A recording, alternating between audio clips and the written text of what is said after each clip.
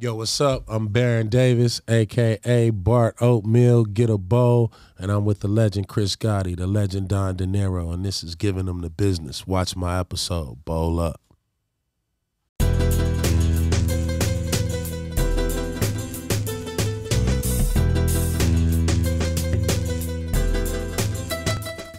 Welcome, welcome, welcome. This is Giving Them the Business. This is Chris Gotti, Lorenzo, and my partner, Don Dinero. You already know, Mr. Money for the Gringos. Que vola. Que vola, que vola. And we have a super special guest for me. This is family. Again, I love this man. He knows it. And again, his talent and all the things he's doing, I'm support whatever it is, and I'm just, I'm just happy that you're here, man. Let me introduce Baron Davis. You know what I'm saying? You already know, yeah. son and only. Yeah. Yes, Boom Dizzle, Too Easy. You know what I'm saying? Yeah, a lot of AKAs with this man. But yo, man, thank you for coming in, man. And again, I want to get right to it because this is gonna be a goodie right here. And let's get to it from the beginning. Like, how did you know? How did you know you was him coming up with basketball? In basketball, that was your first sport, or was there another sport? It was actually football. Ooh. Yeah, that's what I know. I was a football player. What was your position? I played everything. One year I played quarterback. I started Jason Hart. This is high school now. Yeah, Jason Hart, the head coach of the G League Ignite. Okay, was my first quarterback, and he was I played tight end the first year, and I stayed down my age and played quarterback, and like safety. I played pretty much. You still playing basketball at the same time? I was playing basketball, but I was so small. No, everybody was like, "Yo, bro, this kid is like different. He got talent, but he's so small." So it was always like, Baron, baby Baron. When did you grow? What size are you talking about in high school? I was 5'3" in 9th grade. I was 5'5", 110, maybe 130 pounds, something like that. And 5'3" in high school. 5'5" in 10th grade. 5'8" and a half in 11th grade. Then like my senior year, I was like 5'11". So it was like, I just started progressing. Giving Them the Business at 5'11". Yeah, but think about it. And look, how tall are you now?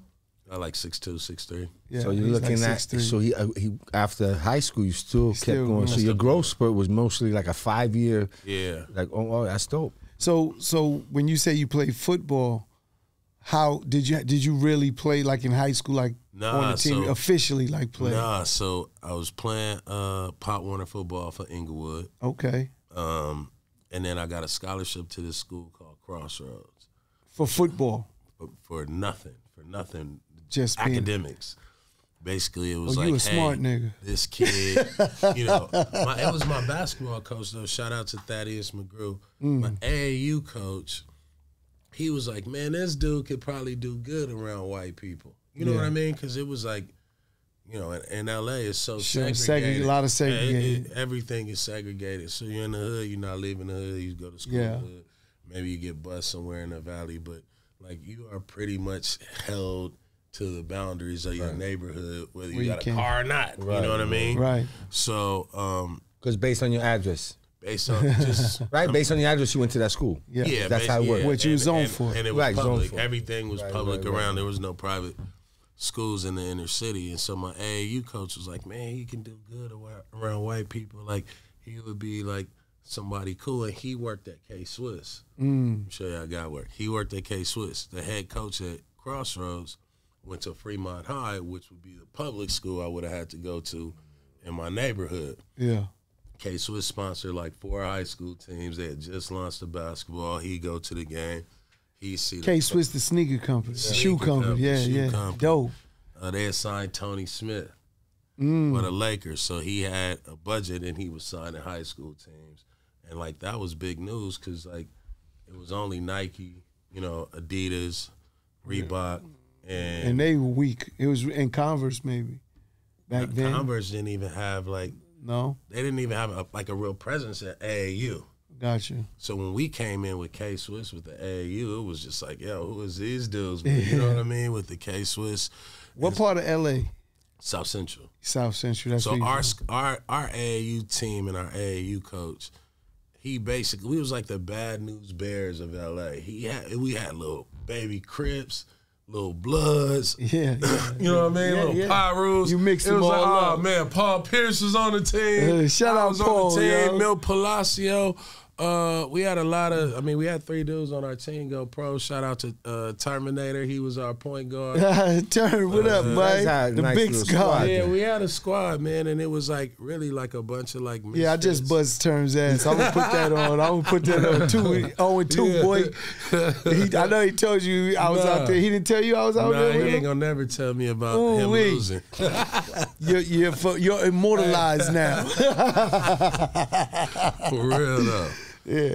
Nah, but so we had just like a bunch of different dudes, and then my coach saw the point guard at Crossroads. He was small. He was like, "Damn, maybe Barron can play in high school. You know, play varsity in high school. He'll be good enough. He's just so small. He probably can't like get it. You know, get on with the public schools and all the bigger schools." So, you know, my grandmother, she wanted me out the hood. Mm-hmm. Yeah, she knew. You know what I mean? She prayed every day, bro. She prayed every day. It worked. That nothing would happen to me and like opportunity would come.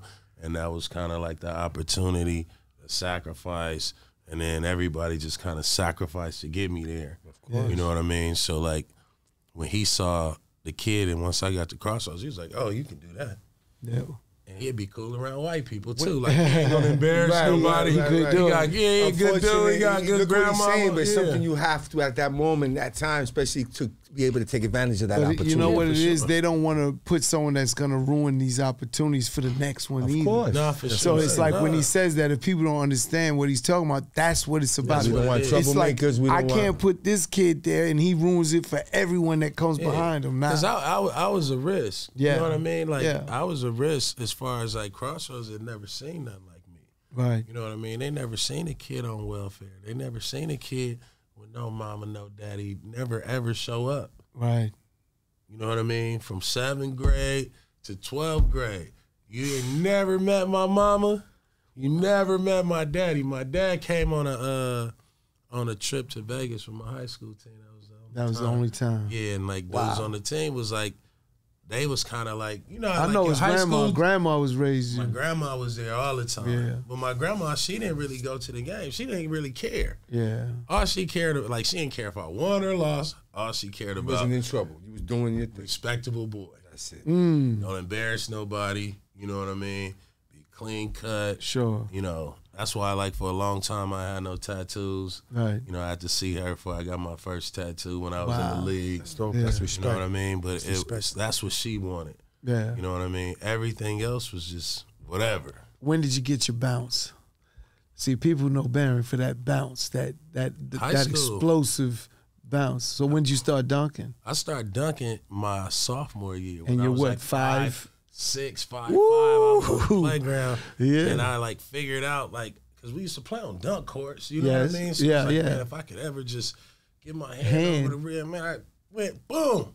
I said, hold on. Did it again. It was over. Lunchtime came. Dudes on the team. We outside playing. Man, bow. First day I was the first time I dunked on 10 feet. My teammates, we started playing at lunch. I caught 2 people because they didn't expect it. And I think that was like when you look at like my career and like being a point guard that dunked, like I was always catching people off guard. Yeah. You just didn't expect it. You know what I mean? That explosive. Yeah, he see that. What you know? What Ja does now. Yeah. I don't used to boop out of nowhere. Ja doesn't have the size, was too late. that power. No, he didn't have. He was thicker. Ja still. Boom got that power. I'm not down with Ja. Like, you know he coming. Yeah. Yes. You know he coming. This is what he doing. I'm not knocking Ja. Bro, Ja is a different animal. Yeah, like if you see Ja I'm just trying to compare you know like he something going. because they try to compare Ja to Iverson, but Iverson didn't dunk like that. I mean, he was a monster. Don't get it twisted. But Ja just has a. Iverson would dunk on you, but not the way this kid does. And I remember him. Nah, ain't nobody dunking like Ja, dude. Yeah, he's different. He's different. He got to keep himself together. Yeah. We need your indictment is something. We're going to talk about that. Yeah. See, I love bringing guards like yourself. So we're going to, like, you know, just bring them into these kind of situations. But, you know, so you get through that and then you get into What university? UCLA. UCLA. You know, I want to thank you again because you introduced me to Steve Lav. Steve Lav to this day is my man. That's like, my guy. Shout out Steve Lav. You know what I'm saying? Coach Lav. Coach Lav. He's at San Diego right now. Yes, University of San Diego. He recruited me when I was in high school. Lav, my sister worked at UCLA. So, like, I would have to go to UCLA after school and basically wait for her to get off work. So I go hang out with Live because he always be in the office. Yeah. So we'd just talk hoops. We'd just like be making up, you know, mock teams. You know what I mean? Live had the personality. You know, he was a young dude. He loved basketball. You know, like he could talk about life. Like he's smooth, man. I think if you look at like our team, even me, like a lot of, you know, how Lavin is, like personable, you know, well-rounded. Yeah, man. I think that, you know, we got a lot of that from Lavin. So when he came to St. John's, he was the coach, and you told him you got to deal with Chris. I come over there, and I mean, I really opened up New York for him. Yeah, and he appreciated that. You know what I'm saying? And I helped those kids that he had. Yeah, I had New York cracking. You know, he had got sick. He had health problems, and that's what actually ruined that situation. But because then I had some turmoil with some other people. You know what I'm saying? Inside. Shout out Rico. I called names. But you know, it shocked me because I was like, man, you supposed to be my man. How you ain't defending me in this situation? But that was neither here nor there. Yeah, you know I don't know much about it, but it's all good. They said I was a runner. I ain't been a runner in my fucking life. What? For an Asian. For an Asian. What Asian? Nigga, please. I'll buy them bitches, yo. Hey, man, you know what? But that's a whole nother story. It was just disrespectful for me. They was hella disrespectful back then. Yeah, because I helped all of those kids. That whole recruiting class, I did it with them. You gave a lot of them kids a chance to even go to St. John's and like know what it was to be in the city. You feel and then showed them how to move around and helped them. A lot of them are still playing. With nothing in return for me. Yeah, but a lot of them are still playing. And like you look at those dudes that Lav had at St. John's. Yeah. You know, pros. He got some pros in. Yep. A lot of guys overseas. They're all, most of them was all overseas. They be in L.A., bro. Yeah. They be in L.A. in the summertime with us. Yeah. So it's like, it's family. It's family. You know, like back then it was so hard. You know, I learned that about... it was so hard for us to get in. You know what I mean? And we was talking about this, kind of like the life you choose, the path you choose. It was like, when we linked up, it was like, okay, this is my brother. Right. That's my big bro, and can't nobody tell me shit. You know what I mean? And so it wasn't like how it is now where anybody and everybody is accepted because you dress like this. No, it was a different time. We was dressing like this yes. back when dudes had, like, you had to wear suits and wing tips and all that shit and no socks and walking. It wasn't even, like, we was walking in having corporate conversations. You know, and trying to have corporate conversations with people, but it was like where he come from, where I come from, like we not losing that. We can have the same conversation. You know, you gave me something else. You brought me game. People don't know that. Yep. This is before game was game. This is when game was nobody, just a nigga in Compton. And Barron introduced this. You was New Orleans. You was in New Orleans. Yeah. Yeah, But he brought me game, and then I started picking game up in New Orleans and in Compton, taking him to studio, making records. And then not too long after that, that's when Dr. Dre signed him. Yep. People think it was G-Unit. I'm like, no, that's Dr. Dre. Yeah. That move, that lateral move was Jimmy Iovine saying you'll be better on G-Unit than on Aftermath, which is a great move. It was a great move. It was a great move. It was a great marketing move. 50, they put him back. Well, he always Aftermath. He was always Aftermath.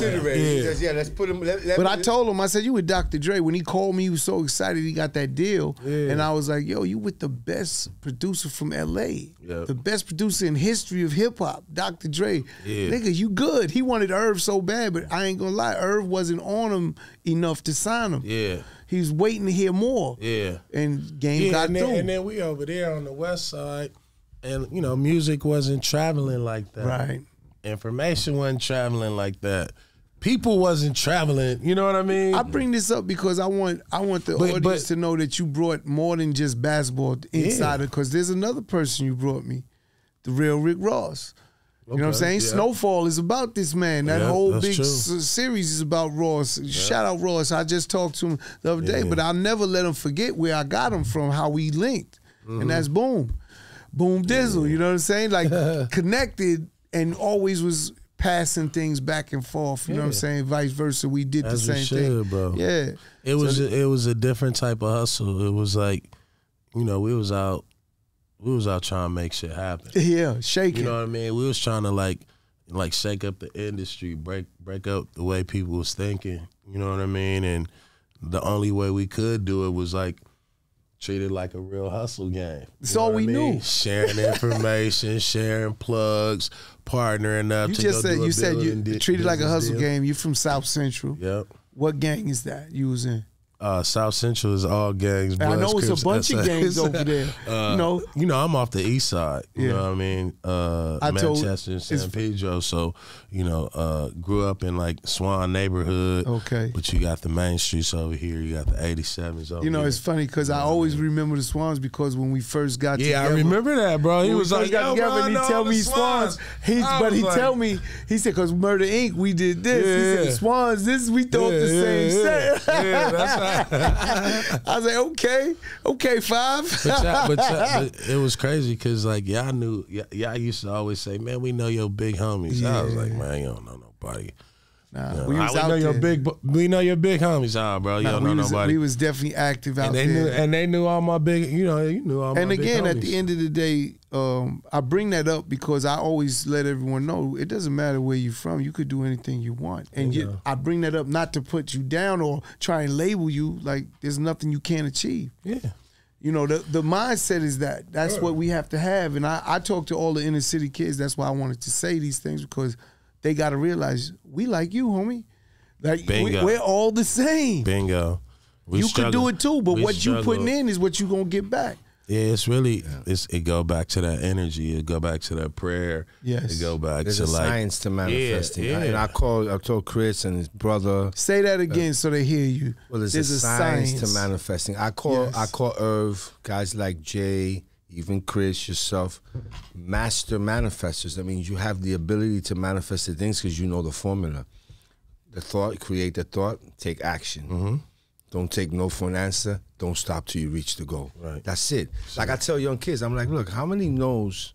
How about this? If you knew your dream would absolutely come true, what would you pick? Right. It's a different perspective. Now, and if you have the audacity to dream big, motherfucker. Don't dream small.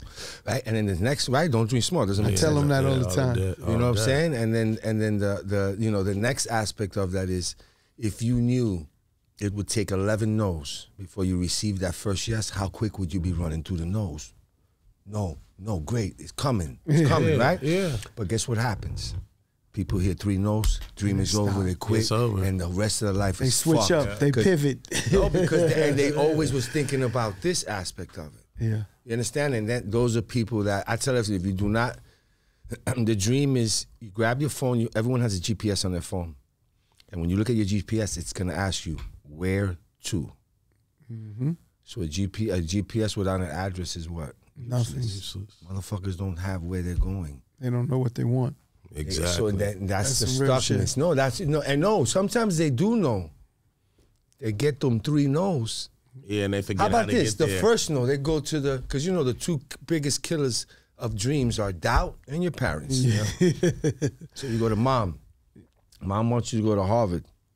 You want to be a rapper. Yo, good luck, God bless. Because now you don't have the support. You understand? You're going, it's not like mom's in the hood.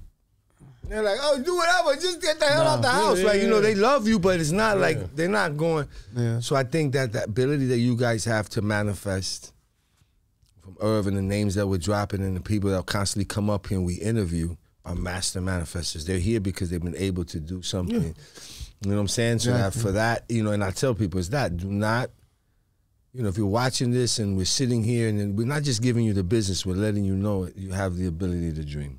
With that said, you dream, you get to UCLA. How was that experience? Again, give just that collegiate experience, because what I learned again in different levels from collegiate to pro, that's the fraternity. Yeah. Those are all brothers you still deal with to this day. And my dogs. I already know. That's what I mean. And that if bond is something that we don't get to to experience it. Like, I never went to school. I never could experience that. I lived it through you and other players that I'd seen it. And, you know, they're so close with those guys that they actually went to school with. What was that experience like? Man, it was crazy because, you know, I grew up with no brothers. So, like, I really got, like, you know, high school, I had my best friends. College, I got my brothers. We together every day, bro. Yeah. Every day, all day. School day, no day, weekend, you know what I mean? Bored as hell. You know, school is mostly boring as fuck. You know what I mean? It's like routine after it. You got back then, y'all didn't have no NIL, so it was ramen noodles.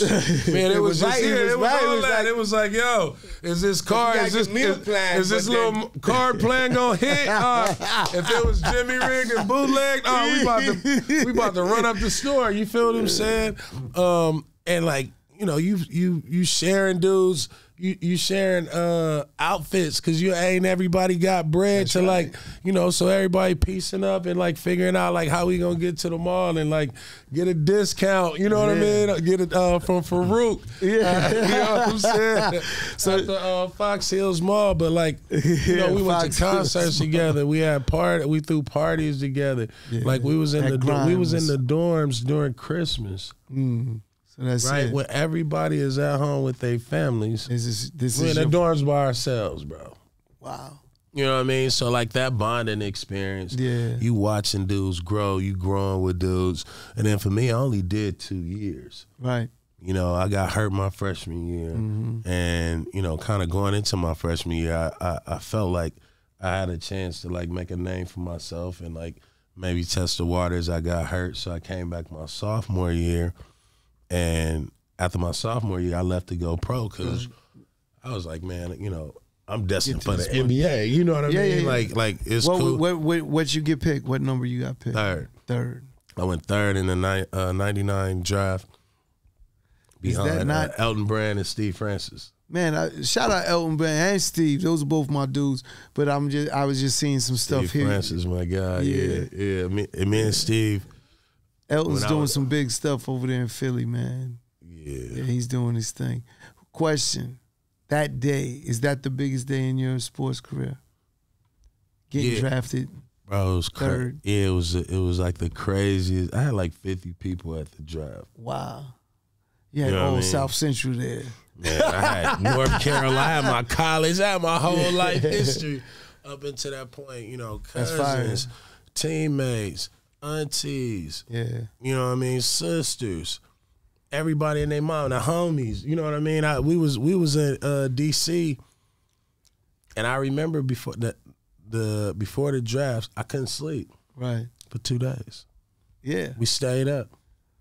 You know how it is. Of course. We stay out like, dog, we stand up. We play. This is life we changing. Playing dominoes. You know what I mean? Ron Artest down the hall. Rip Hamilton coming through. Everybody just coming to the room. We playing dominoes. That was your draft class. That was my draft class. Ron Artest, Sean Marion, Rip Hamilton. Wow. Those are all the homies right there. Them is Steve Francis. Lamar Odom in that class. Wow. Yeah. Corey Maggette. Yeah. Like these dudes I talked to this day. Today. Yes. Yesterday. You feel me? Yeah. So it's just like college gave me that brotherhood, right? And so I went into real quick the college aspect of it, right? I think that maybe it's because when you get there, you're 17, 18 years old, and you're really becoming a man. Like you guys are. You know, it's not the same. You're not getting the same amount of sex in high school that you're doing in college if you're playing. So you realize it's a different, but you don't have the resources. You have the freedom to have sex in college. You know what I mean? Well, I mean, you're also you ain't sneaking nobody back to the house because you're a young adult. That's what I'm saying. You're a young adult. You're growing up with these guys, and you're becoming men, and they become, like you said, the best friends. Because my son in college, his point guard was his best man at his wedding. Right. Yep. And I didn't realize all his boys went to high school with. He's cool with them. Dinero's son plays professional ball. He's 16. Yeah, 15. Yeah, he's in Puerto Rico now. He's been playing for 15 years. God, he did his whole thing and all over the world. And I just noticed his boys are all his college dudes. And then I'm pretty sure, did anyone else from your college team go pro? Yeah. They went NBA. Seeing him, he did it, right? So they still 15 years later, they've gone on to their lives, kids. Doing different things. And he's still balling. Remember, and that you don't know when your next gig is coming. Yeah. And then he's Latino, so he gets to play in Mexico, Brazil, and all these other places. So I realized that it's that, I got 2 other kids in college now playing football, and it's the friends that they get and they become men with. Yes. They discuss what we're going to do after. And so you know what I'm saying? And at your level, it's big plan. You know, it's like when you're in college, like, which we don't get to go through. Your agent Todd is one of your boys. He was with Hey him. man, I was the first dude to have all of his homies on staff. You was LeBron before LeBron. Say that then, bro. It was a whole agency. That's a fact. Todd. Did you get him a paycheck for the sneaker deal too? Man, everybody worked on it.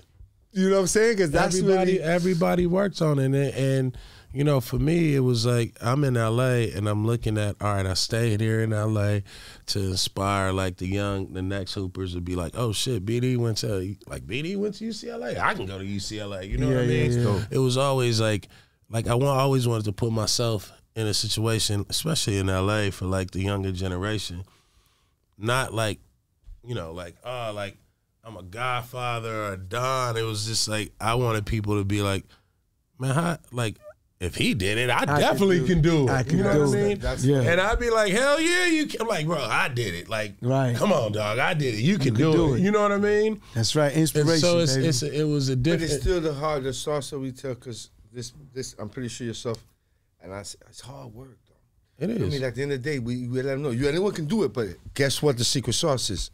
It's the word. It's the word. And that's the difference. I think that most people that don't put in that work. You know, that's what they got to figure. This podcast is an example of it. Us, when we get, he was like, yo, we're coming tomorrow, we're going to do bad. Like, we don't, if you give us the opportunity, that's what I love about Chris. Boom, trust me, let's do it. It's that persistence of wanting to get shit done. You got to. And that's where the work ethic is at. It's not like you got to do construction, but put in that work to become Baron Davis. Right now, that album we're listening to, how much work you put into that? 3 how many years? Chris, how many? 4 years. Maybe keep counting. Even better. Hey, before COVID, telling Chris I could rap, man, ever since my big days. I was trying to get on Game album, man. And, you know, it's before COVID, how long we talking? That's what I'm saying. That it's always been there. It's the work. Before COVID, we did all those cities. Did we think during that time? We never spoke about a podcast during that time. It wasn't. It's the evolution of that. Mm-hmm. But it's at the end of the day, it's hard work. That's the secret sauce. You brought up I will get to the music side, but we're still in the basketball side. We get to the NBA. Again, you was definitely, it's my opinion, I studied the game, like I watched all those plays, but you was definitely a special guard. And I always say, if you didn't get injured, what would have been, what could have been? How do you feel about those things? Like, because you had blew out a knee, and then you blew out the other one. If I'm not blew mistaken. out my knee in college. Yeah, and then you blew out the other one, and then I in blew the out NBA. Yeah, that was my last game. Yeah, in the NBA, I blew out my knee. So how many years were you in when you blew out your knee? 13 years. Okay, but throughout my NBA career, it was really like, you know, knee cartilage here, little surgery here, and then the back constantly. And like part of like I would say my problem was like I needed to rush to get back. Mm. You feel what I'm saying? Yeah. So sometimes you didn't let yourself heal? Nah, I've never let myself heal. You feel what I'm saying? So like that's that dog, when you think about all the shit, like, you know, like, is that a regret? Absolutely. Like in hindsight, 2020, hindsight is 2020. Like, what would you is tell that a young regret person in the NBA right now? You know, because, you know, I tried to talk to, let's say, Lance. Those are my dudes, Lance Stevenson, right? Mm-hmm. We tried to get him to Kentucky. I'm going to give you an example of what I mean. And he may not ever say it or not, and I love Lance. That's like nephew, right? But he didn't want to go to Kentucky. He came in, they started talking to Calipari, Coach Cal, what up, and doing all this crazy shit. And then Cal was like, I can't do it. He ends up going to Cincinnati. So I would tell him how much money he left on the table because he didn't go to Kentucky versus going to Cincinnati. Mm-hmm.